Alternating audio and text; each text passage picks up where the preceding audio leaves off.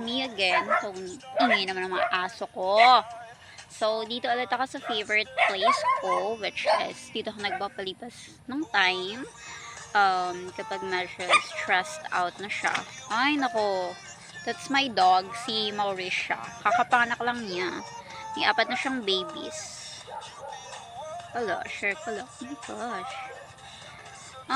Okay naman. Okay naman yung school namin ngayon.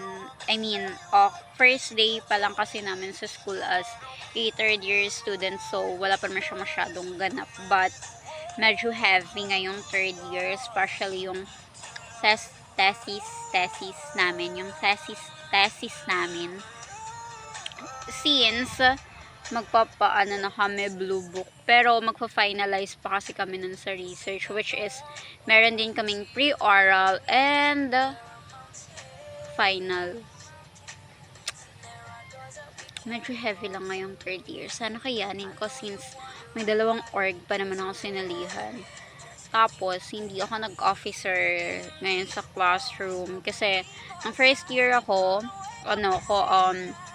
auditor. Nung second year naman, naging treasurer ako. And then, ngayong third year ako, hindi man ako nag-officer kasi nga, medyo heavy na siya if magkaroon pa ka ng responsibility sa room since meron akong responsibility sa BCSE and also pa sa OWA.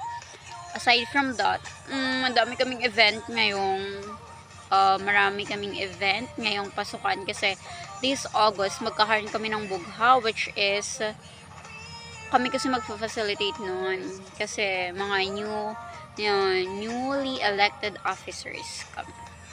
So sana ma-survive ko. Hindi ako nakakapagbasa ngayon ng libro kasi wala. Hindi na carry ng time ko. Cellphone na ako ng cellphone. Kasi wala. Nakakatamad lang sa life. Bye! Parang wala namang sense itong pinagagawa ko sa buhay pa eh. Actually, yung purpose talaga kasi neto is para lang meron akong balikan in the future. Sana all balikan. I mean, nagre-record ako or nag-upload ng video sa YouTube kasi just in case maging professional na ako, alam ko kung saan ako nag-start para di ako makalimot. Charot. Hindi naman. Actually, medyo bored lang talaga ako sa life. That's why tambay-tambay lang ako dito sa YouTube upload pag may free time ako since yun na, mahirap maging college students. Masyadong ganap sa buhay ko. Aside sa dami kong responsibility, wala na. But, na-enjoy ko naman yun. Kasi nung nag-bookload kami last August 10, which is nung Monday, maganda yung naging flow din nung namin, events so far. Kaya, worth it. Worth it naman yung effort namin kasi after all, pinag-welcome kasi namin yung mga freshie. Tapos nag-start na din yung class nila. Yun ang ganap sa buklod namin. Marami ding palaro. Then, still building my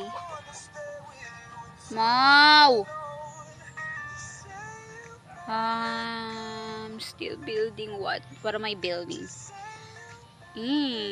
Sana matry ko din mag-MC. I'm so excited mag-MC. So, babush. Since wala naman ako masyadong chika sa life. Kasi, wala namang ganap sa life ko lately. Like, usual routine lang. Bahay, school. Walang bago. Ay, di rin ako nakakapagbasa ng libro since busy ako. Kasi starting this week, kailangan ma-finalize ko na rin yung aking schedule kasi pasukan na namin. So, dapat ma-fix ko na yung schedule ko para smooth lang ang pag-aaral ko. Smooth daw. Mahal pa naman yung bayarin. But, that's okay. Bye!